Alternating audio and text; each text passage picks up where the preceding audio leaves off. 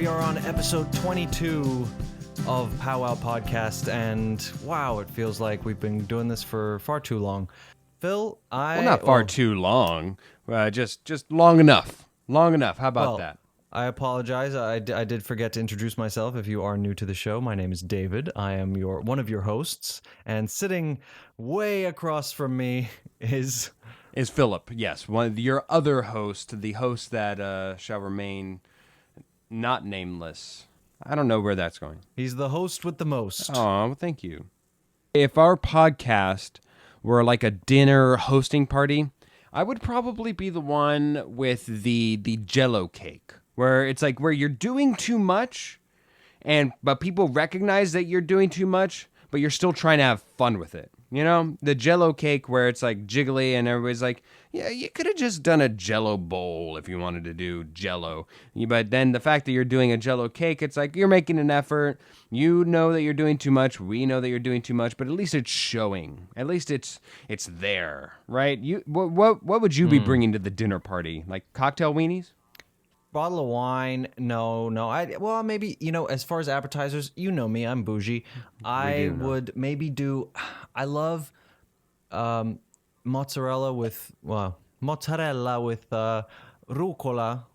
arugula for you Americans. Sorry, I'm being so pretentious. I know, so right pretentious, now. bougie. And wrapped in prosciutto. Prosciutto. Oh, nice. Okay. Yeah, it's delicious. All that with the Jell-O. All that with the Jell-O cake got to be delicious. And yeah, definitely got to bring a bottle of wine, I think. That's my vibe. You know what? I think I can't wait until one day I'm going to force you to go camping. I think we should do a powwow camping trip. I don't know. This is just coming out of the blue. It just popped into my head. Hey, this is a camping kind of themed podcast. We need to go camping at some point. Absolutely. We're going to go to a Holiday Inn that's near the wild. We'll bring a guest. Well, now that's where we get into a little bit of trouble. I mean, it's... maybe like in a separate room or separate tent or something, but because that seems like it's asking for a lawsuit. We have the best bear advice out there. We have accumulated everything you'll ever need to know. Yeah, about if bears. And when you die camping with us, at least know it won't be about bears. A bear will not attack you. It won't be a bear. You that will have kills been you. fully prepared to withstand any and all bear attacks.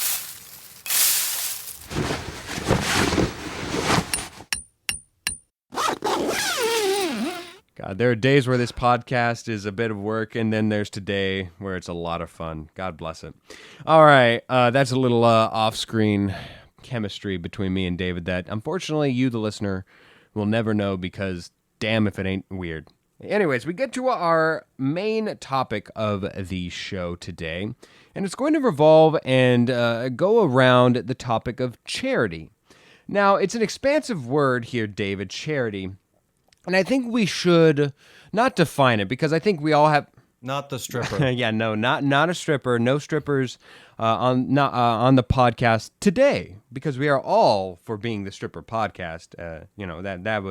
That sounds like an upcoming episode. It's bound to happen. Yeah, of eventually. course, we're going to be hitting that topic. We'll split that topic soon. Anyways, we will get to that topic another day. But charity, we should define it as we ourselves, David, understand it because. Yes, I can go on the actual definition of what charity is, doing a benevolent act to another with no intention of it coming back to you, but I think that it can go both more deeper than that and become more contextualized to us. So why don't you start here? What is your definition of charity, and probably what is the lowest level of charity that you would think of in your life that you've either done or you've had done to you, like the lowest level? I suppose I wouldn't differ too much from the generally accepted definition of charity. I feel that it should be selfless, but at the same time, if it's not gratifying, then there's no reason why you should be doing it. I mean, I know that sounds strange, but it is gratifying. Otherwise, you wouldn't be doing it. But it shouldn't be about you. that's the most important thing. It's never about you doing the charity. It's about those who are in need, whether it be animals, the environment, or people. Those who are in need, should be at the center of the. You should almost be invisible. Otherwise, it really does become. I mean, it's not that it's not necessarily charity, but it becomes something else. What about you, Phil? For me, I think my definition of charity is doing something, and I really would like to harp on this, doing something with no intention of having that repaid. Because I think that there are some people Right. who do things who, even if they don't expect anything out of the lone person, the family, the organization, coming back to them, like they're not expecting, even if they don't expect a tax write-off, a familial favor, or if it's a person that you don't know, maybe just something in return for the favor. I don't know what that would be. But even if it's not that, some people do it still to either make themselves feel good, or that there's a karmic energy in the universe, so they're just trying to offset maybe something that they did, almost like writing your taxes, where you're just trying to offset something really bad that you did, and so therefore you're in a more charitable mood. Sometimes that can lead to good things, like in my world, in my sports world, I know that there's Michael Vick, who's somebody who was a prevalent dog abuser, who went around and had a lot of dog fighting, and there was a lot of scandal. He actually went to jail for it. But above and beyond paying the time for his crime, he's now become something of a spokesperson for the Humane Society. He's gone out and spoken at a lot of events within inner city communities where it's prevalent. He's really gotten out ahead of this thing. He's made multiple statements about how incredibly sorry he is. He's gone out and done time as far as community and charitable time dedicated towards fixing the problem, as well as giving money. So there's things that could work in that favor, that where you're trying to offset something that you've either done previously or directed or indirectly related to what you had done in the past. I that can work as well, but I think at its base core, at what it is fundamentally, I think charity is doing something for another without expecting anything in return. And I don't think you answered what is like the base level of what you would consider charity that either you've done or you've had done unto you. I think the very base level, I think even in an abstract sense, tipping your waiter or server can be seen as not necessarily, like, I hate to call it charity because that makes it sound kind of it kind of puts like a weird negative spin on it, but I mean, it is in a sense charitable if you make enough money that you can afford to eat out, then you should be tipping those people who are working hard and are unfortunately underpaid. On the next level up, I think, would be giving spare change to the poor, the homeless. I think that's charity, and I think that's maybe some of the purest form, even though it is so tiny. It is the purest form because people really don't expect anything in return. They don't even generally expect recognition for something so small, whereas when you get into larger foundations, it becomes almost like a bragging right. And I don't think that that's necessarily a really bad thing, but you are sort of getting a little bit more attention because you work for whatever charities. And again, I don't think that's a bad thing. I just think that you are getting something in return in that sense, in an abstract way. I think for me, the only thing I would disagree on is I really do think tipping is mandatory, man. And I realize that Is what? is mandatory, is necessary, and a part of No, but that's, I didn't say that it wasn't. No, that's interesting. That's such a so you're saying it's not mandatory, But it's okay. I mean, it isn't mandatory. It is voluntary, and by that very nature, it is. You can do it or not, in a sense, and you're not charitable. breaking the law. Right. And I do think that in certain cases, I don't think that you necessarily have to tip if you've gotten really, really poor service. Wow, that's like its own topic that we could do. I mean, I yeah. I disagree And I with know, that. and I say that having worked in the restaurant industry, I Same. think that if you get poor service, then I mean that's I mean maybe that's a controversial opinion to some people, I think it is. but I We need don't to have a think you discussion on that separately. But okay. let's go to back to what charity is. For me, what I would qualify as like the base, as the smallest amount of charity. And again, this is at its absolute core. You can expand upon it, but at its base core, imagine a scenario where you're out with your friends and for some reason they can't split the bill. If we're going to stay in the restaurant world, they can't split a bill, and there's like three of them or whatever. So you're not going to be stuck with a humongous bill. But say that you're there and the bill comes along, and it's you realize that somebody owes you $10, the other person owes you $12, and of course there's change in there. There's like 10, 13, somebody owes you 12, 67, whatever it may be, and you, instead of just either rounding up or figuring out the minute amount that everybody owes you, instead of doing all that, you're just like, hey, just give me $10, or hey, just give me $12. And again, it's such a minuscule amount that it's not going to really cost you all that much. It's going to cost you about $1, whatever it is, maybe $1 and change. But the ability to do that is with good intent of just saying, you know what, it's not worth the trouble. It's it's just my small part towards helping to facilitate this easiness for all of us.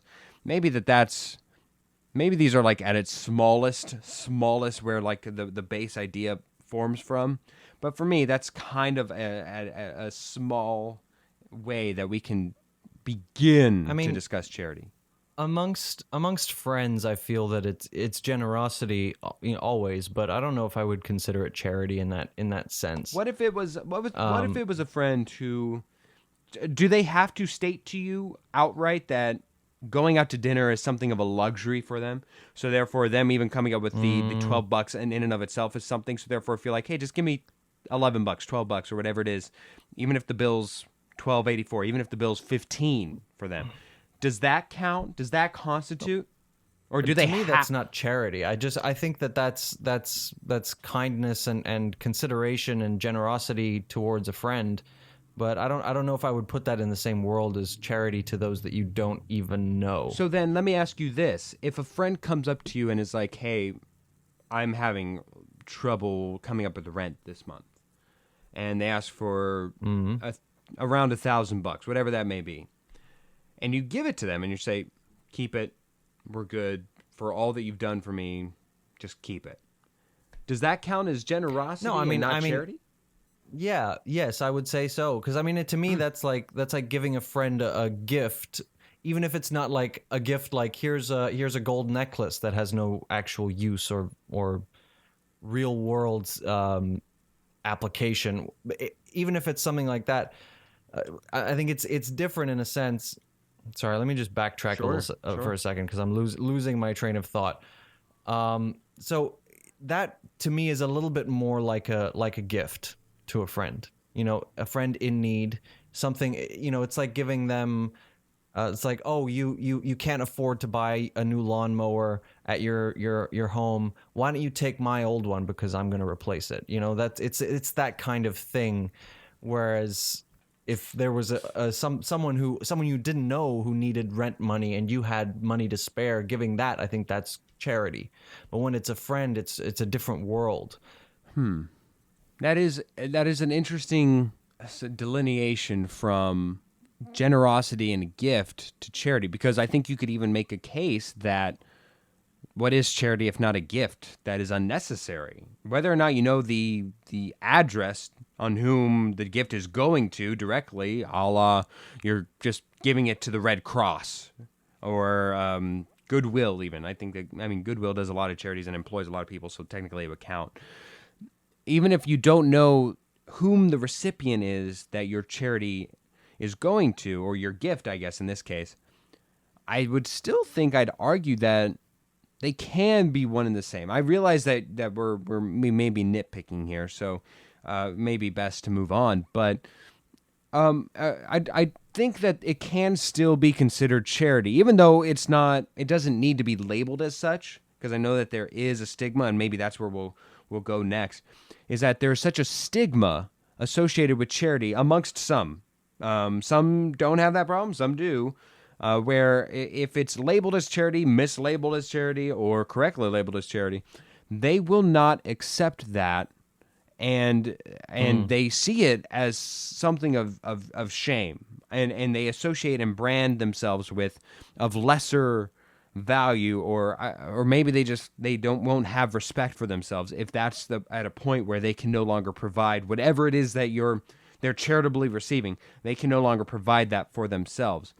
Do you have that stigma with you, or if not, do you think it's a fair stigma to have, and a fair stigma that we allow ourselves as a civilization to fester? I think that it's an unfortunate thing that anyone should feel like they don't want charity. I just think that, yeah, but at the same time, if I were in that position, I understand. No one wants to feel like they need handouts, like they need help. But it's I don't know if I can really give one solid answer to that question. What I about think it's very. What about you? It's a very complex. Me? I mean, yeah, I would feel. I think that the stigma is. I think it's justified.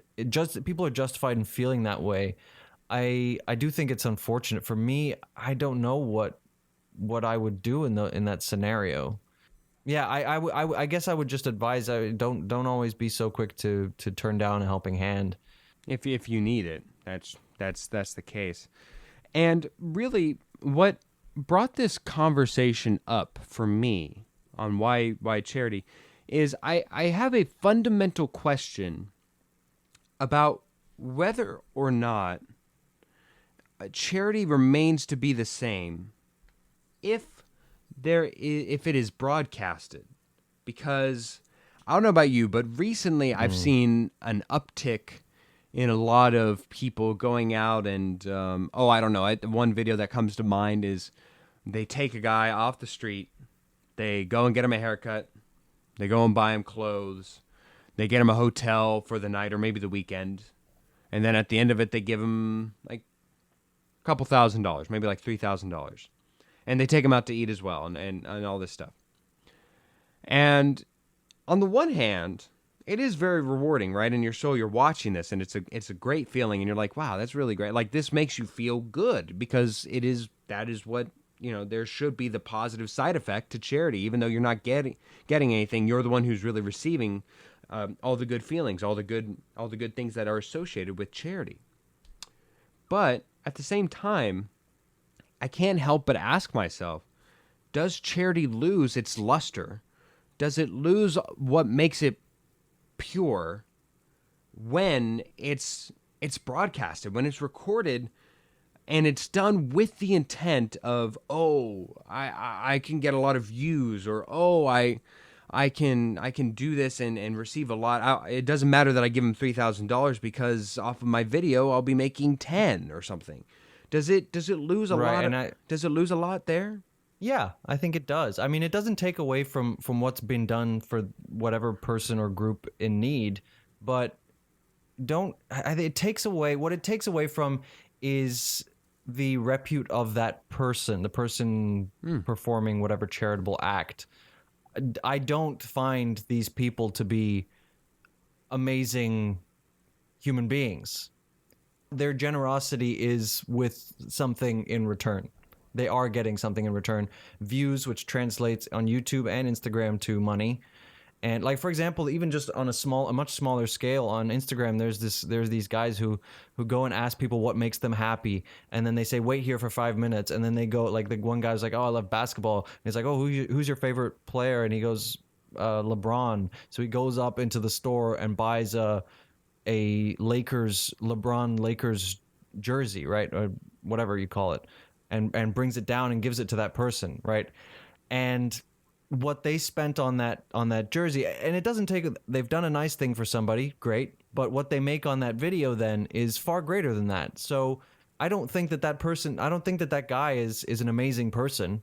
No, I mean, I don't think he's a bad person, but I don't think that makes him an amazing person. It's like if Cristiano Ronaldo, there's so many stories about him doing really charitable things for like little boys who are sick with something in the hospital, and he goes and donates a pair of his cleats to sell and pay for the surgery. Or like there was something where a boy asked him for his cleats so that he could sell them and pay for the surgery. So what Cristiano Ronaldo did, I think, is he paid for the surgery, gave him the cleats to have, Right. and like went to visit him. And I think that that's wonderful. And I think that he brings so much joy to that young boy who's a huge fan of Cristiano Ronaldo, and that's his hero. And I think that that's great.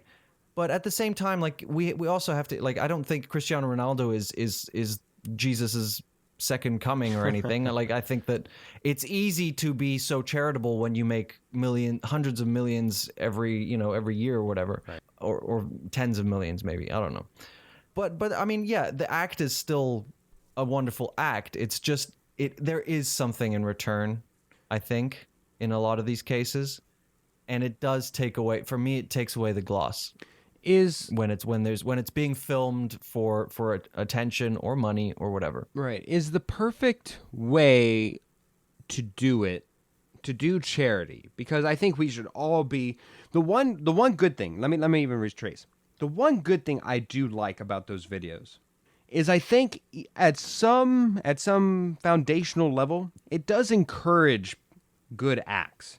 Again, even if it is for monetization, even if it is for selfish reasons, I can't argue with the fact that it's not that they did a good thing. They did a good thing. And that's really hard to argue with, because I don't ever want to discourage that. And it does, I believe you said it does help to inspire others, right? Yes. Perhaps to be more charitable. And that's a good thing. I want to bring up two of the greatest philanthropists of our generation, the Gateses, Bill and Melinda Gates, the Gates Foundation. This is an example of hyper-rich people who set up a foundation. They perform lots of charity, but they don't do. I really truly believe they don't do it for themselves. They really are, because they're not doing it for praise. They're not doing it for attention. They've already got plenty of attention, right? Right. They're not doing it for attention. They're not doing it for praise, because they keep doing this charity, and all the while they're telling us, guys, stop being stupid. We have so many issues that we need to address. So I think that's where the truly rich, that's where real charity lies, in the stuff that they actually care about. And it's like, okay, I appreciate that you're grateful for what I'm doing, but also, can you help, And I wonder if the Shaquille O'Neal way of doing charity is not the best way, where there are out front and because, okay, so Shaquille O'Neal himself, you see him on Icy Hot, you see him in the General Auto commercial, you see him pretty much everywhere, right? He's one of the most marketable and out front, super celebrities. No. You don't know who Shaquille O'Neal is? I know who Shaquille O'Neal is, but I don't live in America anymore, so I don't see him everywhere. Is all I'm saying. Fair enough. In America, I'd even say the fact that you know of him, though. Well, you're in LA, but would of course. Would your mom know of him? I lived in the U.S. for many years. I don't think so, but he is well known. Like, he is a personality. People know who he is, but he's not in commercials very much. Like, I think he's done a couple spots in the UK for certain things, because people know. Again, you're right. People know who he is. Right. But I don't know what you mean by Shaquille O'Neal's style of charity. I'm not familiar. Right. So whenever he does, and especially when he was in his playing days, one thing that he did all the time was that, I believe it was because he was one of his nicknames was the Diesel, and so he would always get like a semi truck and filled up with toys, go to the toy store, and then go to various places and unload. During Christmas time, he would unload the toys to all the children that would need it. Yeah, and that was like a yearly thing for him. And he's continuously done out front things like this that were very highly charitable, highly touted. Everybody gets in. It's like, oh, it's Shaq's toy drive. Oh, it's Shaq's money drive for this or that or whatever.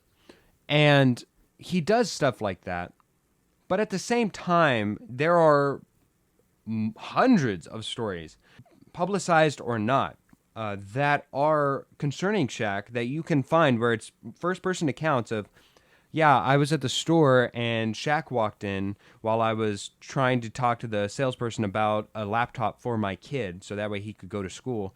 And he came over and said, "Hey, don't worry about it." And he pays for the laptop. Now, it's small things that he doesn't necessarily get credit for. Yes, of course, if the person who's the beneficiary comes out and says something, he can't really help that.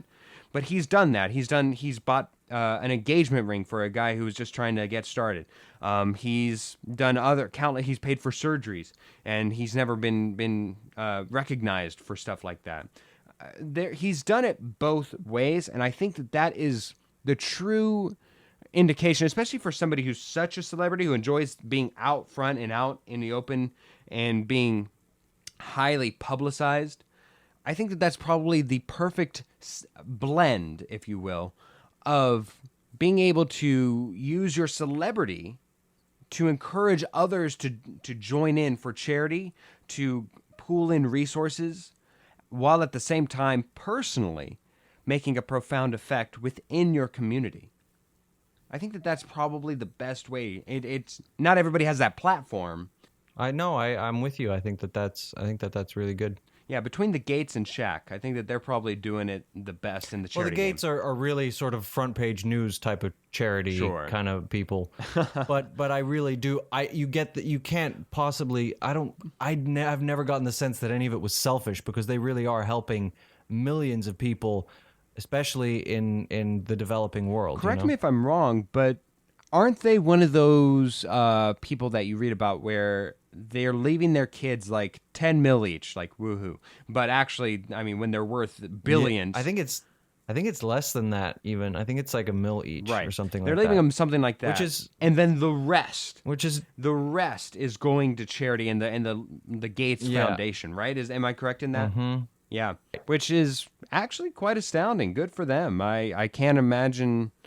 That takes a special type of person when we're talking in the realm of billions. But you really do get the sense. You really do get the sense that they're people of integrity, though. Yeah. I mean, I've never thought anything else.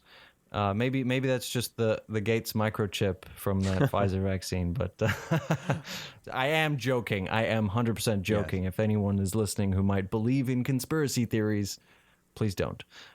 Let's end here. What is a basic level of charity that either you continuously do, or maybe a charity that you yourself are invested in, or something to where that's where your heart lies. That's where you like to go forward and where you like to do good in the world. Well, for several years, I really hope that one day I have a little bit more money. Sure. Have a bit more of a regular income as an actor starting out. It's tough. It's tough to be charitable. But something that I have done since I was 15, 14, I have always participated in Movember, and especially once I turned 18, I've for many years, for several years throughout university, I didn't when I moved to LA because then I had to sort of maintain my appearance.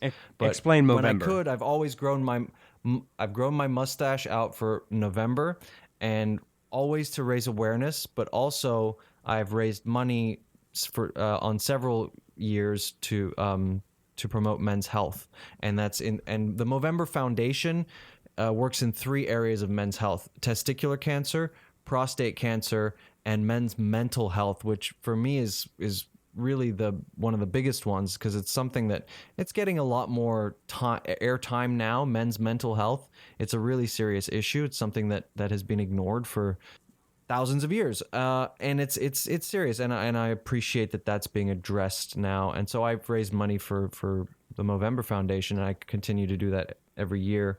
In the future, I think there's a lot of causes that are near and dear to my heart. The environment is the number one. I shared something about a speech that Greta Thunberg gave recently. It's not Thun? I think it is. Okay. No, she's Norwegian, so I'm pretty sure it's Thunberg. But I might be getting that wrong, and I apologize if I am. She gave this amazing speech, and she always does. I admire her tremendously, and I think the environment is the paramount issue facing humanity right now, and everything else is secondary. Those are the ones. For me, I have a heart for the homeless, whenever I go around, I know a lot of people have bars and like water packets and like homeless little packets that they drive around for, specifically in Arizona where everybody has a car. They a lot of people carry around little homeless packs that they give out to them to help them and keep them hydrated and what have you. For me, what I do is if I'm going somewhere and there's a person nearby, usually I just go in and I say, "Hey man, I really don't have any money," because usually I don't. Who does anymore? But what I can do for you, anything you want off the menu, just literally go crazy and I'll get it for you. And that's usually what I do. Or if I'm going into a store and there's somebody outside, say, "Hey, can I get you like a jug of water? What kind of sandwich do you like?" Yada yada yada. Just because that's where I'm usually at. Should I ever have more money, that's what I would like to donate more towards.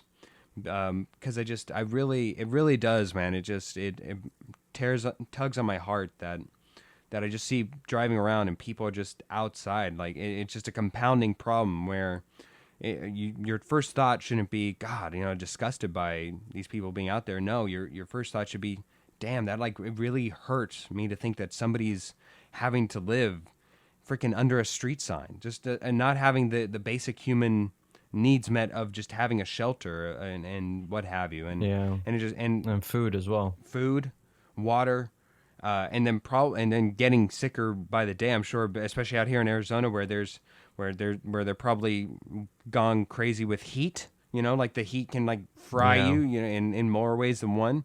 I can't imagine it, and it always makes me sad, and I just wish I could solve all that area. Personally, I can't, so I do what little I can. So we move along to different topics.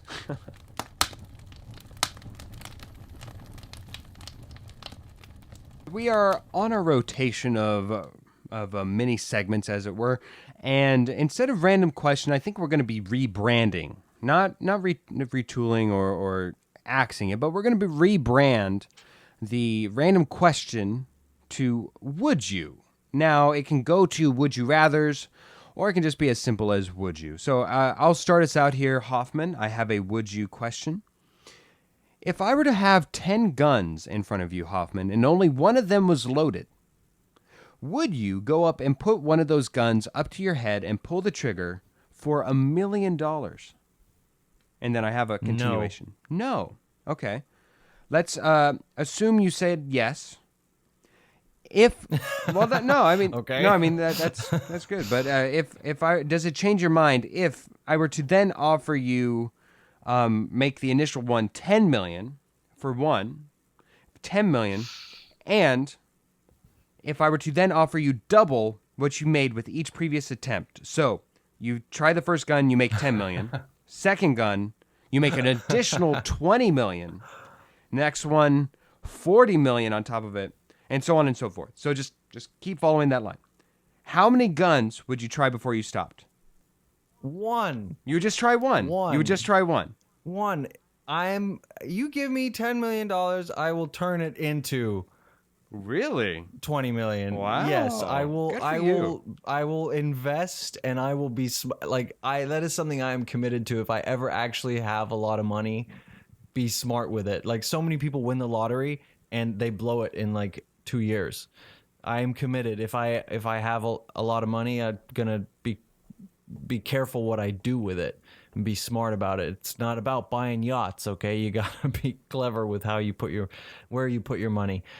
So no, I'd take, if I was gonna do it, which again, like I probably wouldn't. A 1 in 10 chance of dying is it's not high, but it's a little too high. Yeah, I mean, it's a 10% chance. So, yeah, I mean that's not small. So no, I wouldn't do it. But if I was gonna do it, 1 is definitely enough. Like, yes, it would be great to have 30 million is better than 10 million, but I would take the 10. Okay, fair enough. Your turn. Phil, would you spend a year living in the Kardashian house, observing, as David Attenborough might observe, seals on the rocky beaches of South America? You do not come out of it rich or with a different life. You return to your life as it was before. Would you spend a year living in the Kardashian house? Now, do I come out of it attached? Do you want to? You know, I just say this very, very definitively without any shame. I would absolutely not want to. No amount of money. I find that they are a large part of the degradation of modern Western society. So no, I wouldn't want to get hitched in the Kardashian house. see, okay, here's my thought on the Kardashians. While I myself don't enjoy the show, while I myself am not fully I mean, I've never seen the show. I just know what they're like in well, sure, I imagine the show's as close as we're general. gonna be to whatever their real life is. right. I find it to be a show. Well, I guess it was a show. Now it's over. Was a show of actually somewhat empowering women, and it's only because it was like the women were the smart ones in the group. The men were the ones who kept making problems. From everything I've seen on the outside. So, and if that's the case, anyways, But none of that shit's real. none of that. Well, some was real, some was real. Anyways, would I? Observing.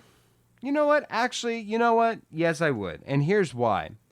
Say what you will about how ridiculous it is, and I agree how the fact that they are famous just because they're famous. They're famous for being famous. It's a weird conundrum paradigm.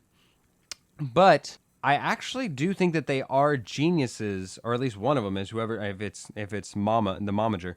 They are geniuses at marketing. The fact that they get people to pay them to wear all these expensive clothes, the fact that they get people to actually care that they put out nonstop ads, and also the fact that they can find all of the best angles. There are things that I think that you could very much learn from them that I don't think a year would be wasted. And it would be it would be exciting. I'd get a lot of travel in as well. I've heard a lot of people try to tell me that the Kardashians are very like are geniuses, are like really savvy. I am yet to hear a coherent, strong argument in favor of that. I think that there's a very clear storyline from How would you like to phrase this? OJ Simpson's trial to now. There's a very clear story that got them from there to being billionaire famous. And I'm not sure genius is where I would land that. Absolutely not. I think it's so, genius. Anyway, Yeah. I think that there's a lot to learn, and I think it would be fascinating, and I might also do it, but I think I would come out with a brain tumor.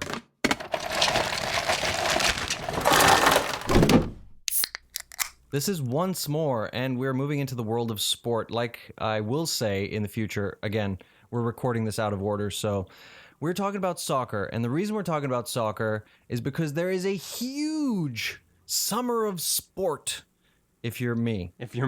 There is the Olympics coming up. Right. Well, I mean, like, for me, it's a really huge summer of sport because Right. we have the Euros. I really am not a soccer fan until the World Cup or the European Cup comes round, right? Because I just get into the spirit of the tournament and the culture, and it's a unifying thing. I love World Cups, or in this case, European Cups, kind of the same thing, just contained to Europe. And so right now, the European Cup is happening, and then right now, well, started yesterday, July 3rd, is the British and Irish Lions Tour, which is a every 4 years the teams from England, Scotland, Ireland, and Wales get together, form one big team, and they tour either Australia, New Zealand, or South Africa, which means they only tour South Africa every 12 years, and that's happening now as well. And then after that is the Olympics, so it's a huge summer of sport for me, especially because these are all things that I get really invested in. And rugby because it's my favorite sport, Olympics and the European Cup because it's sort of an international thing. So today, in our Once More, we're talking about soccer, football, however you want to put it. I don't mind. And football is soccer. Oh, God, what do I say? Phil, what do you want me to say? Do you want me to say soccer or football? You say on your heart football, and I'll know that it's soccer. Okay, I mean, I am speaking an American accent, so I probably should be saying soccer. It is the world's most popular sport. It is. It kind of feels like the baseline of all sort of team sports in the world.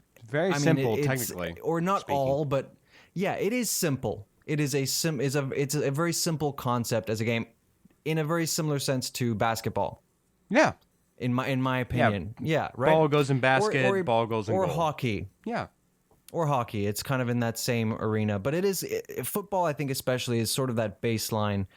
And here's where I say something controversial, and I don't mean to offend anybody, but I think it appeals to those who don't appreciate, or maybe in a sense don't feel they have the patience for intricate rules or slightly more complex rules to some other sports like rugby or American football or baseball, for example. The scoring in baseball or cricket can be a bit real much. turn off for some people. It can be a bit much. But it is sort of the ultimate world sport, most popular for sure. So let's just talk about some of the things that we like and we don't like about soccer.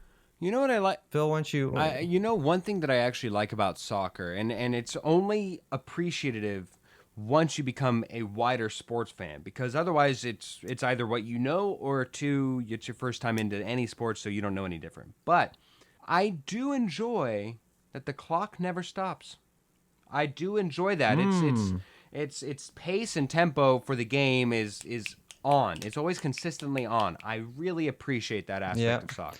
I can agree with that. Although I will counter that, because with American football, you literally stop, and there's often commercial breaks. I'm not a big fan of the commercial breaks in the middle of a quarter, for example. Right. That feels strange to me. But there are stoppages. Rugby, they stop the clock often, or they even just stop to reset, to scrum, or to throw in or something like. But I will say with soccer, they don't stop the clock, but very often the ball sort of meanders around in a team's own half, and it kind of feels just as non-riveting as when the clock full on stops for American football. To me, I find it just as boring in those moments. But I mean, just to, like, one of the other things that I wrote down for a big plus for me, I do love the exciting moments when something exciting does happen. It is a thrill ride. Like some of the most amazing pieces of athletic brilliance from some of the players scoring goals from midfield, 30 meters away. It's like, well, midfield is usually it's a fluke, but just some of the way that these players control the balls, it's very thrilling. One other thing I love is the tournament structure. I mentioned this already. I love I love those international tournaments, right. And it gets and it's only every 4 years for the World Cup and for the European Cup, for example, which makes it special, because a lot of international competitions, a lot of sporting competitions are annual, which kind of makes it feel a little bit more regular. But when something comes around only every 4 years, that makes it a lot more exciting. And World Cup, I like sports that have a World Cup, brings the world together, common ground, people from vastly different cultures coming together to celebrate something that we all enjoy, right?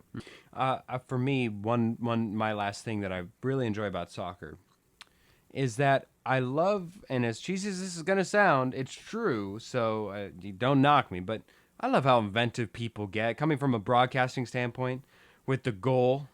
Just how they either try to hold it out as long as they can, or they have their own special Gio,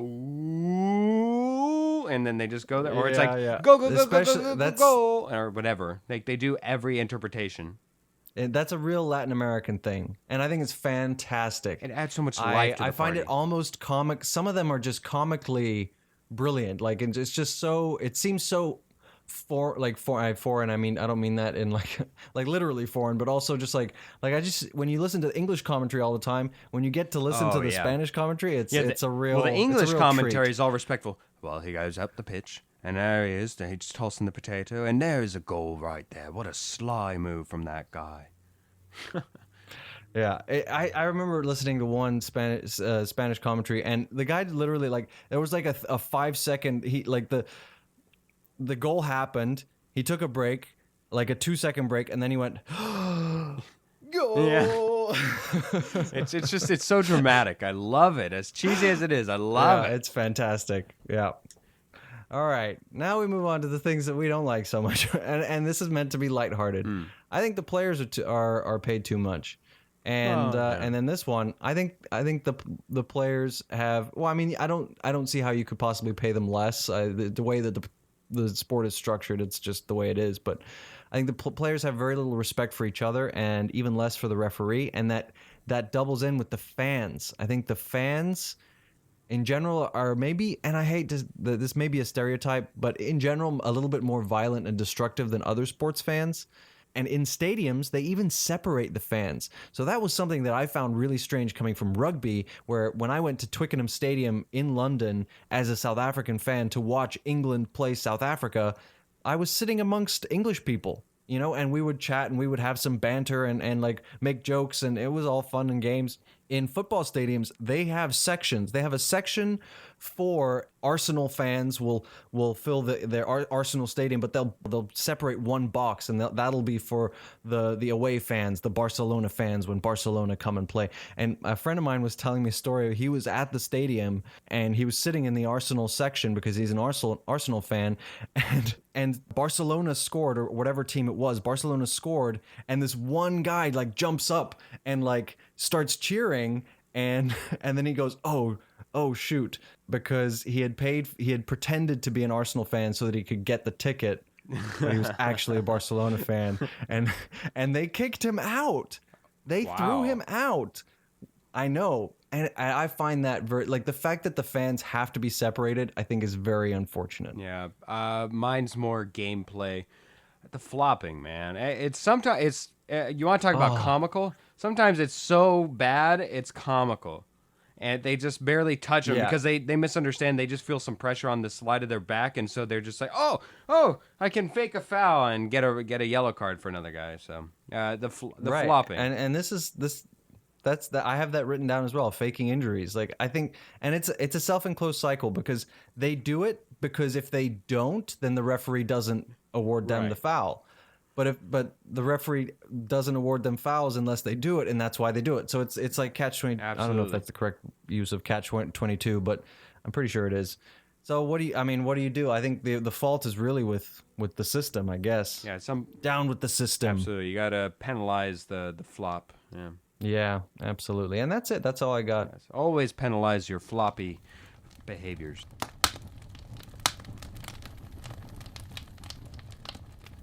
We now transition to the game. Don't know why it took me so a while to transition my mouth into it anyways.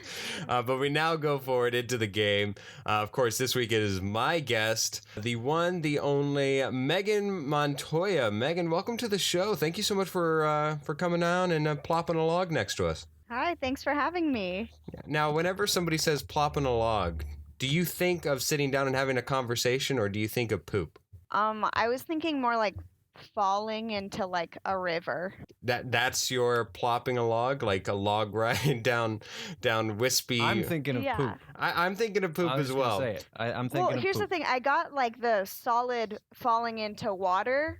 I'm kind of on board, but I just think of it differently. Yeah, what's going in the water is different for you than what's going in the water for me and David. All right, believe it or not, toilet euphemisms was not why we brought you on the show today, Megan.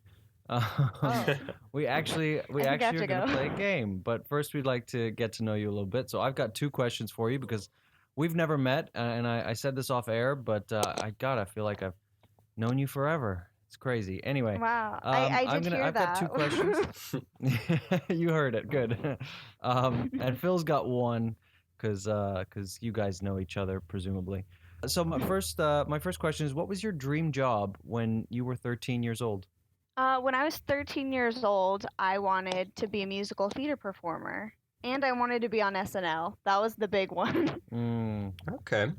And what do you do now, just out of curiosity? I'm a musical theater performer. I mean, well, now I'm in a pandemic, so I do oil portraits. I'm a freelance artist, but I'm still on the roll with the musical theater. Great. I love to hear that. Megan, I know you a little bit, and so therefore I will be asking you the much more personal question. How or whom did you get inspiration for your name? Like, why did your parents choose a Megan? They wanted me to be a boy, so I was gonna be Max. And then when I wasn't a boy, I don't know how they settled on Megan, but my parents fought to the death about how to spell it. I'm sorry, My one of your dad parents is a wanted widower. it. Yeah, that's my mom. She won. But your dad wanted Max? Yeah, he wanted Max, but then he wanted a weird version of Megan. Like he wanted the H's, he wanted A's. He'd throw an O in there if he could. He just wanted me to be a freak. So how do you spell your name? Megan. The only way to spell Megan. The only way, yes. Now, Okay, so you're not Meg Han, and you're not Megan, you're Megan. I'm not Megan. I've had teachers say that in roll call, and I'm like, how did you get this job? So you don't spell your name Megan, Theeestallion. You don't spell your name that way? Actually, that part's my middle name, but I I heard see. someone try to steal that. Right. And just really quickly, what's your worst nickname? My dad calls me Doghead, and I don't know where that started. Jeez. But he calls me that's that, how and he I just originally- answer to it. Yeah. Doghead is how he originally wanted to spell Megan, actually. So Ah, I yes. think it's just his I way heard of. Yeah, the D's And silent. my mom broke his neck. Finish him. All right, Megan. I asked. I Phil probably thinks I'm just lazy, but I like to ask this to everybody. What is your favorite place that you've ever visited? I think Disneyland. I think I don't have a better answer than Disneyland. Is it the pretzels? Is it the turkey legs? Is it the churros? What is it about Disneyland that? Or is it Goofy? Goofy. Oh God, why? Probably Goofy, and then the churros. What's your favorite ride at Disneyland? A Space Mountain. It's not bad. Could always be. It's a small world. All right, move along to the game. David, Oh my. do you want to explain the game All That Applies? I do. This is called All That Applies. So this is effectively a multiple choice, condensed multiple choice quiz, but there's not necessarily only one correct answer. There could be no correct answers. There could be 4 correct answers. It's really up to the quiz master, and that'll be either me or Philip. So any number of the 4 options might be correct, and you just have to pick all that apply. Makes That make sense to sense? me. Oh, good. All right. Yeah, no, I got it. And Megan, you brought your pen and pencil and paper, correct? All 3 P's? You said pen and paper. I brought a pencil and paper. Wait, so I said a pen and paper, and yet you brought a pencil and paper. Yes, but now it seems to me you asked for more than Fair enough. All right, either. David, who would you like to go first, or do you not care? I will go first. I will do my Fantastic. quiz first. So Megan, just so you know and you're aware, we will be facing off against each other. If you win, that's horrific, but nothing bad happens because of it. And if you lose, again, nothing bad happens against it. So no need to worry, no pressure. All the pressure is on me and David to win, so that way we do not have another losing week, which we did last week, which means that neither one of us has use of our skipping stones. So it is just a straightforward game. David, hit us. So you guys are going to get 3 questions. Look, I just want to preface this. There is, we have touched on this a little bit, but this is a big summer of sport, especially for me. There's a big soccer tournament going on at the moment. There's the British and Irish Lion rugby team is touring my country, South Africa. There's the Olympics that are coming up.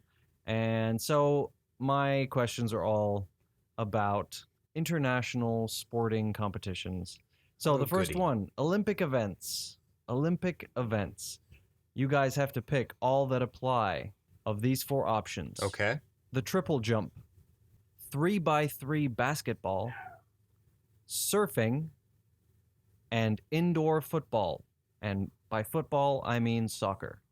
So those are your 4 options. I'll say them again. Triple jump, 3x3 basketball, surfing, and indoor football.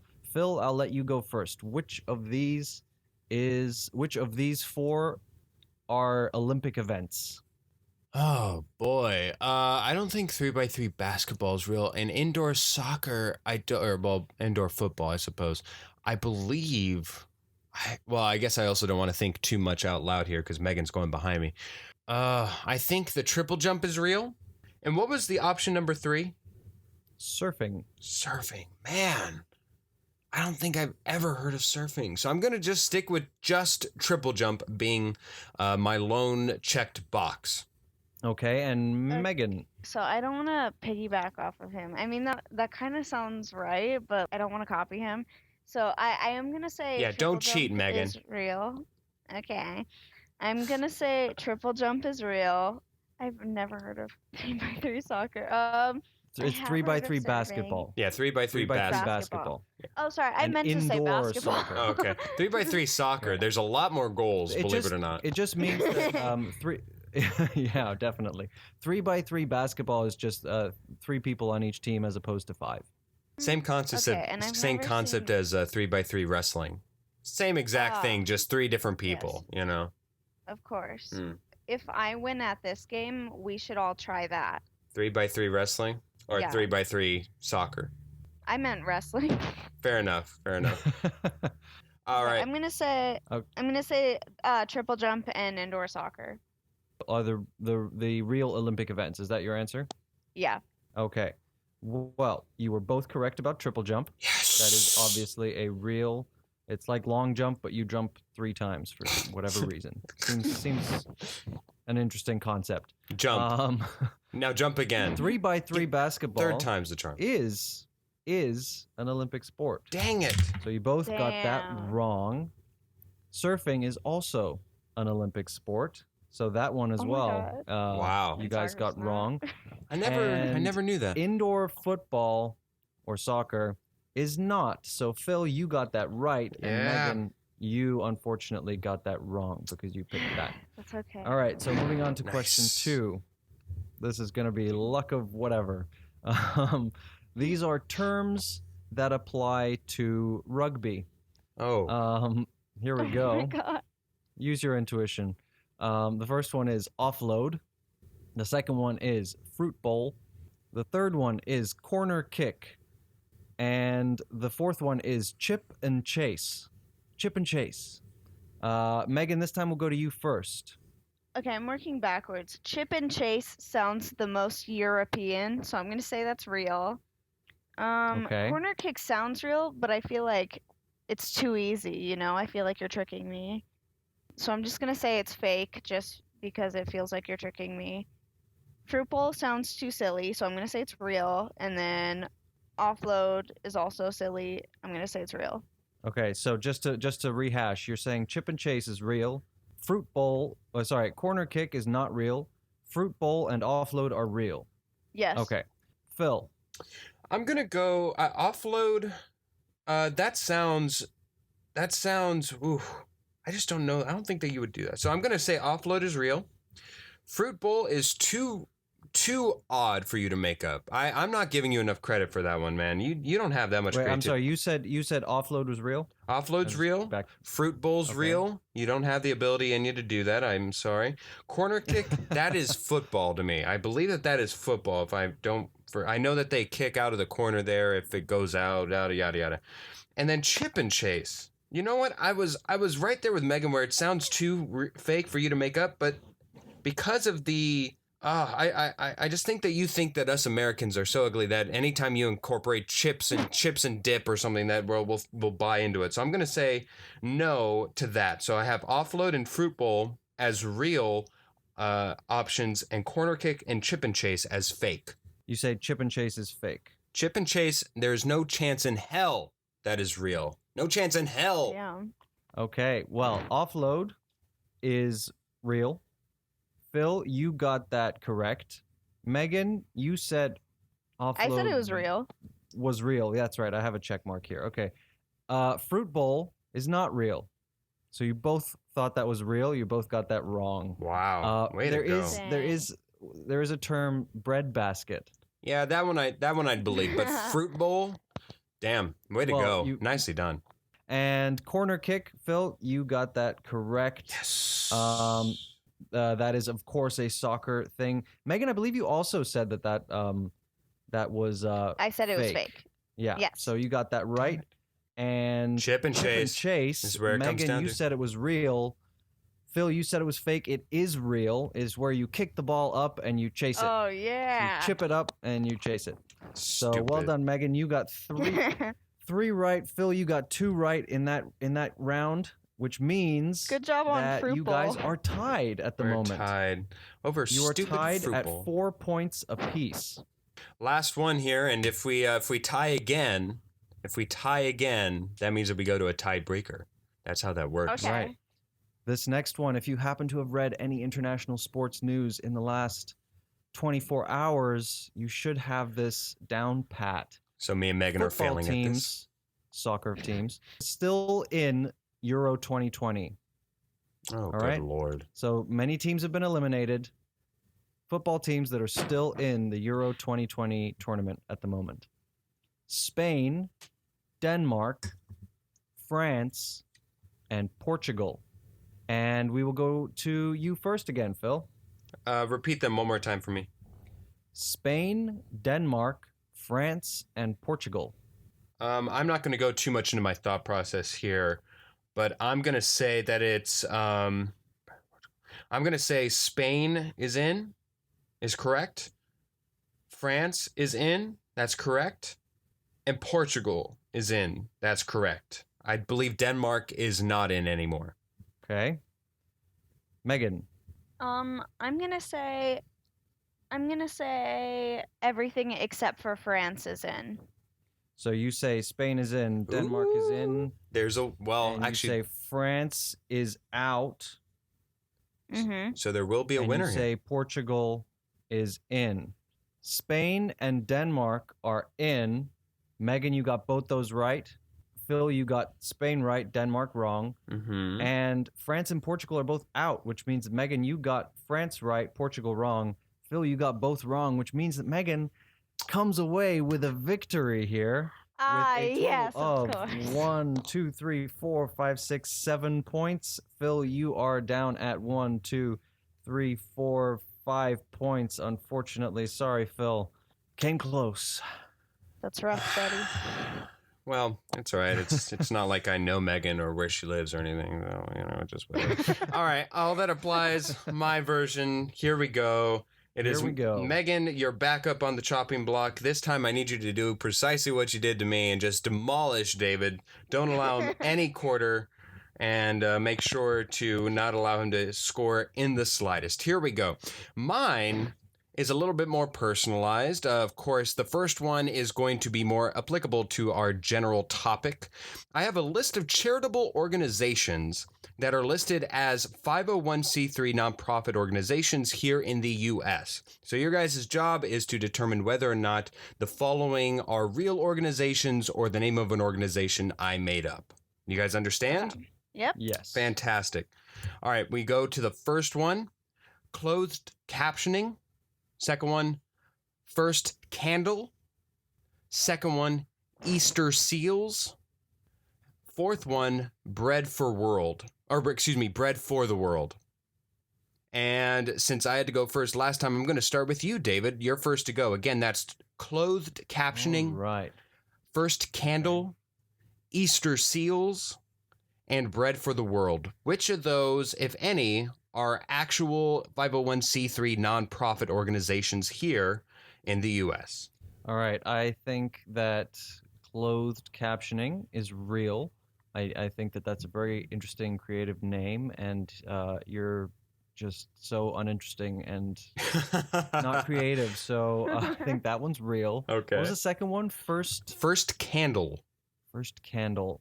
I'm gonna say you made that one up. I'm gonna Okay. say you made that one up, and then Easter Seal I think is real because it rhymes with real.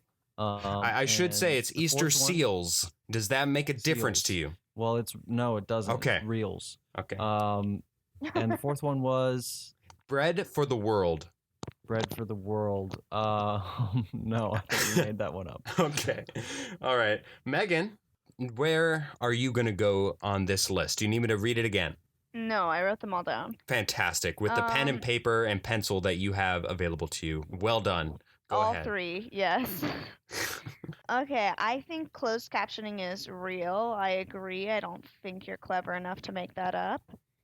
I'm gonna say first candle is real. I mean, I don't know what I don't know what it would be helping Okay. except for like candle sales, but It's a I'm very gonna troubled say- industry. Yes. I'm gonna say Easter seals is fake, and I'm gonna say bread for the world is fake. So just to be clear, the only one you thought was real, Megan, is first candle. And closed No, she said captioning. And closed captioning. Okay, that's correct. So you both doubt my ability. Clothed captioning is indeed a fake one, so you both got that wrong.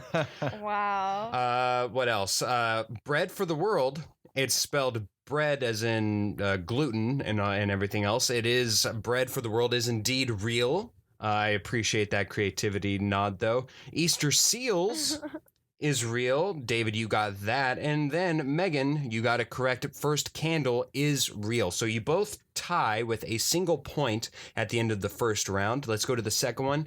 And of course, we're going to go directly to Megan here on something that she needs to learn a little bit more about Christmas songs. Because if there's my one God. thing that Megan does not know and does not have any love in her heart for, it's Christmas.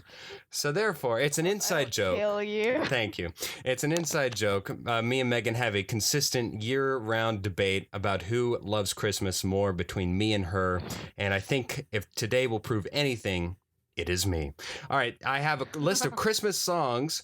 I want you guys to tell me, Megan, you'll start first, which of these are real and which of them I made up. Here we go. But you're looking for the ones that are real. So if you check it, it's a real song. Here we go. Mm-hmm. First song, Santa Claus has got the AIDS. Second one, Santa Dog. Third one, Ovulating Ornaments. Fourth one, Oh Come All Ye Grateful Deadheads. Again, Santa Claus has got the AIDS, Santa Dog, Ovulating Ornaments, and Oh Come All Ye Grateful Deadheads. Megan, which of those are real? Deadheads is real. Okay. The AIDS one really. You're stuck on it. It's very much, it grabs your attention and does not let go. I'm gonna say Santa Dog is real. Okay. What's the ovulating one? Ovulating Ornaments. Ornaments. I had deadheads in my mind, so I was like ovulating eggheads, and that's exactly what I thought the song was. Yeah, no, that's that. Well, I guess you still have eggs, so that would make sense in a different titled song. So you have two left to determine. Santa Claus has got the AIDS and Ovulating Ornaments. I'm gonna say ovulating is ovulating is You never expected this when you said yes, I'll come on the show today, did you? not this. I expected a lot, but not ovulating ornaments. No, no one ever does. I'm gonna say it's fake, Okay. and then I'm gonna say AIDS is real. AIDS is real. Just the disease, though, not the. All right, so Santa Claus has got AIDS, you says is real. Santa Dog, you says is real. Ovulating Ornament, you says is fake. Yeah. Okay, just to confirm. And then Oh Come All Ye Grateful Deadheads, you say is real. Yeah. Okay, fantastic. David, we go to you. Same list. All right. Okay, so I think the AIDS one is real. Okay. I think Santa Dogs is real. Okay. Ovulating Ornaments, I'm pretty sure is fake. Giving you credit there, Phil. I think it's very creative. Thank you. And the last one was? Oh Come All Ye Grateful Deadheads. I guess I'm gonna say fake. So All real, fake. So you guys are same on the first two, and you both gained the point for the first two. Santa Claus has got the AIDS, and Santa Dog are indeed real. So you both gain 2 points there. I am not that bold enough to make a joke about AIDS. And then the last two, you guys differed on both. Ovulating Ornaments, David, You said that is fake, correct? I said it was fake I too. did. You're right. So then We I'm both said it was incorrect. fake. You both said it's fake. Yes, you both get the point. I did indeed make up ovulation. And then for the last one is where you differed alone, and that is indeed a real song. Which knew means it. Megan swept the category. Way to go! And David, you need one more in order to catch up to Catch Megan up. on this last one. So because of that, since you're behind her, I will have Megan go first again for this last one.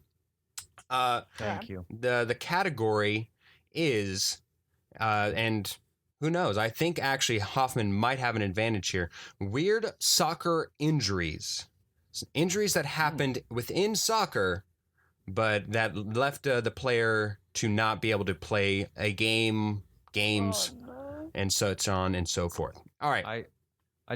I mean the listeners, we're recording. I just want to say we're recording this before we recorded the rest of the episode, so the listeners probably already know that I'm not a huge soccer fan. I really am not. Fair enough. But go on. Here we go. I would have never guessed. All right, here we go. First injury. The player got hurt after sticking a cotton swab that got stuck up his nose. Second one. Player got hurt by getting hit by a runaway cow. Number 3. Player got hurt by dropping a bowl of salad cream on his foot. And number 4. Player got hurt by tripping over a sleeping moose. Again, Megan, you're going to be starting here, and it's player got hurt after sticking a cotton swab that got stuck up his nose. Player got hurt by hitting a runaway, or by getting hit by a runaway cow. Player got hurt by dropping a bowl of salad cream on his foot. And player got hurt by tripping over a sleeping moose. Which of those are real? Okay, I'm gonna kind of go out of order here. I'm gonna say I'd be disappointed salad if you didn't. Salad cream is fake. Okay. Oh no, wait. Actually, no. I'm gonna say salad cream is real. Okay. I've never in my life heard you say salad cream, and I don't know why you would use that term. Like, if you made that up, there's something wrong with you. Well, that's already been established here, Megan, but continue. I'm gonna say sleeping moose is fake. Okay. You're stuck with the cotton swab, just like he did, and then you got the runaway cow. I'm gonna say cotton swab is real. Okay. Last one, runaway cow. I'm gonna say runaway cow. Yes, you are, and you just did. Thank you. I was confident. Okay, I'm gonna say it's real. She's saying it's real. All right, so you said that the player got hurt by sticking a cotton swab up his nose is real. You said that the player getting hit by a runaway cow is real. You said that the salad cream, you said that is real. And then you said that the tripping over a sleeping moose, that is fake. Yeah. Okay. Hoffman, we go to you. You know, I had every single one of those exactly. I was exactly in line with Megan, but I know that if I have any chance of winning, I have to pick something different. At least one in order to tie. At least one different, and then I have to hope that that's one that Megan got wrong. I think the cotton up the nose thing, that one really sounds real, so I'm gonna go real for that one. I wanted to say the cow was real because I could imagine in like Spain, maybe the running of the bulls, one of the cows or one of the bulls got got away and ended up on a football field. I'm going to say that's, oh man. I'm going to say that they're all real. I'm just going to go that they're all real. So you're going real, I'm going to real. be So the one that yes. Oh, wait, you're saying all of them, even the cotton swab as well. So all of them are real. Yeah, He's going to go bold, which means that you two have differed on only one, which is the player got hurt by tripping over a sleeping moose. Megan said that was fake. And David, you said that was real. Let me ease your comforts here. The first one I completely made up. A cotton swab. While maybe it's true somewhere. That's not noted in anywhere that I could find, and I made that one up. Wow. The runaway cow and the salad cream are indeed real. Salad cream being nowhere near as weird as ovulating ornaments for some reason. Finally, we get to the one that decides the matter. Player got hurt by tripping over a sleeping moose. That is indeed real, which means Hoffman, you have tied up this game, and in doing so, forcing a tiebreaker for the first time in weeks. And Yes. and we will start with you, Hoffman, since you forced the tie, putting you in the more uncomfortable position. We are actually recording this on July 4th, 2021. Happy 4th of July, people. Closest without going over wins. So closest without going over the actual number wins. And there must be a buffer of at least 100 days. How many days, Hoffman, are left until Christmas 2031? Oh my God. All right. Christmas 2031. Okay. I'm gonna say TikTok before we can actually do the math. 3,750. 3,750, which means Megan, the closest you can get to him is 3,850 or 3,650. And where would you like to go? So what year? You're not playing on a calculator, are you? But 2031. 2021. No, I'm not on a calculator. Okay. 3,700, or no, excuse me, 3,650, David? Yeah. No, I said 750. 750. I thought so. Okay. I'm gonna say the 3,650. 3,650. And with that, Hoffman, unfortunately, you have won this one. There are 3,826 days left until we reach Christmas 2031, which, while it hurts me that you won this game, it pleases me to no end that it is determined that I am the most Christmas person on this podcast. Thank you, and good night. Oh my God. No, I got all of the Christmas questions right. And so did I. All of and them. we move along. Megan, is there anything that we can promote for you, that we can boost on your... You said that you were painting, that you were being commissioned for an art piece off camera. Is there anything that you would like to plug in that regard, your art? Yeah, sure. I post some of my art on my Instagram, and so people can DM me to get a portrait commission. And my Instagram is Megan M123, so it's MEGAN M123. Fantastic. I'm sorry, DOGHEAD? Yeah, 123. There we go. Yes, the numbers Right. 1, 2, 3. Wait, so I'm sorry, it was Megan? Megan M. Megan M 1, 2, 3. I'm Yep. following you right now. There we go. Oh my gosh, happening. thank you. Commission me. Commission made, she says. All right. I live in Europe, so no. the But one day I will. The shipping costs alone will bankrupt your company. Anyways, thank you so much for joining us today, Megan. It was really fun, and we appreciate you hopping along and coming along for a jingle jangle ride. Yeah, it's been an absolute pleasure Thanks for having you. having me. Yes. All right. And I had a lot of fun. It was nice meeting you, David. It was nice meeting you too. do you like this David more than the David we know? Oh yeah, of course. Of course. As we've said before, it feels like I've known him my whole life. Oh, there we go. There we go. Crazy. It's crazy. And with that victory, Hoffman moves into the lead that he has secured for himself with an 8-9 record.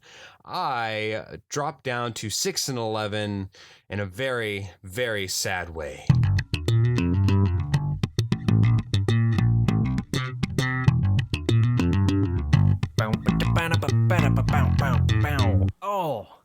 Oh yeah. Do you feel that? It slaps. Yes. Do you feel that sensation creeping across slaps. your body? That's slapping. It's down my spine, tingly. I don't know if I want to. Why don't you go I don't know if I first? want to be slapped across my spine. All right. Since last we met, I've been on vacation, so I actually, got a chance to watch some movies. Like it was shocking to me, just shocking And so, anyways, I got a chance to watch a great film, one that I didn't think I was going to like if you'd have asked me about halfway through, and then I loved by the end. Captain Fantastic. You ever seen the film Captain Fantastic? Captain Fantastic. It's with Viggo Mortensen. Have I? Tell me what is. And it's about a No. father. Yeah, I have not. yeah. I believe I believe he was nominated. I don't think he won that year for the Oscar for best actor, but really good, surprisingly good child performances, which is something of a thing for me that I don't usually like Me child too. actors. Me But too. surprisingly good performances there, and I actually, you know what, Hoffman, I would suggest for you to watch. I actually think that you would really like that film. Captain Fantastic. Okay. More so than anything other movie. That slaps. Believe it or not, I also have a movie. And it's something I watched in sometime in the period between the last episode and this one. And it's on Netflix, or it's on Netflix here. I know. It's called Believe Me, The Abduction of Lisa McVeigh, or McVie. And it is, if anything, an important film. I think there's an important message there. I didn't expect it to be, I always expected that there to be an important message with what it's about. It's based on a true story about a young girl who's abducted and raped, and she tries to tell the police, and initially no one believes her, and it takes one guy who's like, hey, I think that there's some credibility here, and then eventually things move forward. But I think that there's an important message there, and I think it was actually very well done, and I think it was well acted. I enjoyed it. Believe Me, The Abduction of Lisa McVie, spelled McVey. So check it out. I think it's a Netflix film. That slaps. From the bottom of our logs, we thank you for joining us this week, talking about charity and soccer. A little bit incoherent of us this week, but we hope you enjoyed, and we hope you tune in next week and check out all of the episodes that we have in our backlog. Speaking of logs, we'd like to say some thank yous. Thank you to Cass and Crossland and to Jake Corlang for the wonderful music you hear on this show. Thank you to Tara Amstutz for her wonderful graphic designs, as well as Josh Hans for the fun little in and out cues that you may hear throughout the podcast.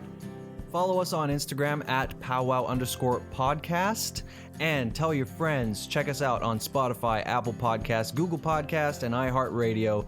Still no Pandora, but maybe someday? Probably not. You can't teach an old bear new tricks. It just eats salmon.